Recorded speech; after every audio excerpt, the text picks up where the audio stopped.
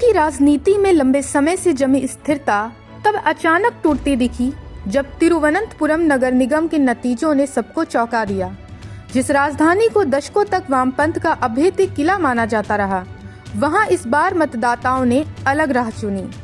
नतीजा ये रहा कि भारतीय जनता पार्टी के नेतृत्व वाले एनडीए ने नगर निगम में बढ़त बनाते हुए सत्ता के दरवाजे पर दस्तक दे दी, जहां ये बदलाव सिर्फ एक निकाय जीत भर नहीं बल्कि केरल की राजनीति में उभरते नए रुझानों का संकेत माना जा रहा है। दरअसल तिरुवनंतपुरम न केवल प्रशासनिक राजधानी है बल्कि राजनीतिक प्रतीक भी।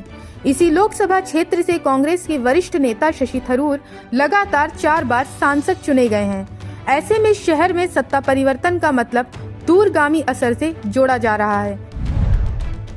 वहीं इस चुनाव में नगर निगम की 101 सीटों में से एनडीए ने 50 पर जीत दर्ज की, जबकि 4 दशकों से सत्ता में काबिज वाम लोकतांत्रिक मोर्चा सिर्फ 29 सीटों पर सिमट गया। कांग्रेस के नेतृत्व वाले यूडीएफ को 19 सीटें मिली, जबकि 2 वार्ड निर्दलीय उम्मीदवारों के खाते में गए, जहां ये परिणाम एलडीएफ के लिए बड़ा झटका माना जा रहा है, क्योंकि तिरुवनंतपुरम को उसका सबसे सुरक्षित शहरी गढ़ समझा जाता था। वहीं राजनीतिक जानकारों का मानना है कि ये जीत किसी एक मुद्दे का नतीजा नहीं बल्कि शहरी असंतोष की अभिव्यक्ति है। प्रशासनिक पारदर्शिता, बुनियादी ढांचे की धीमी रफ्तार, कचरा प्रबंधन और कथित भ्रष्टाचार जैसे सवाल चुनाव में अहम बने।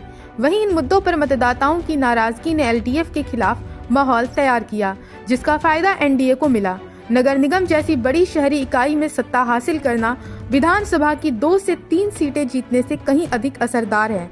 ये परिणाम बताता है कि केरल की राजनीति अब केवल एलडीएफ बनाम यूडीएफ तक सीमित नहीं रह गई, साथ ही शहरी इलाकों में तीसरे विकल्प के तौर पर बीजेपी की मौजूदगी मजबूत होती दिख रही है, जो आने वाले विधानसभा चुनाव में अहम भूमिका निभा सकती है।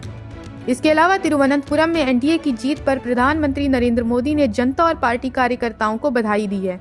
उन्होंने सोशल मीडिया पर इसे केरल की राजनीति का वाटरशेड मूवमेंट बताया और कहा कि ये जनादेश राज्य की विकासात्मक आकांक्षाओं में विश्वास का संकेत है। पीएम मोदी ने भरोसा दिलाया कि पार्टी शहर के विकास और नागरिकों के लिए ईज ऑफ लिविंग बेहतर बनाने की दिशा में काम करेगी।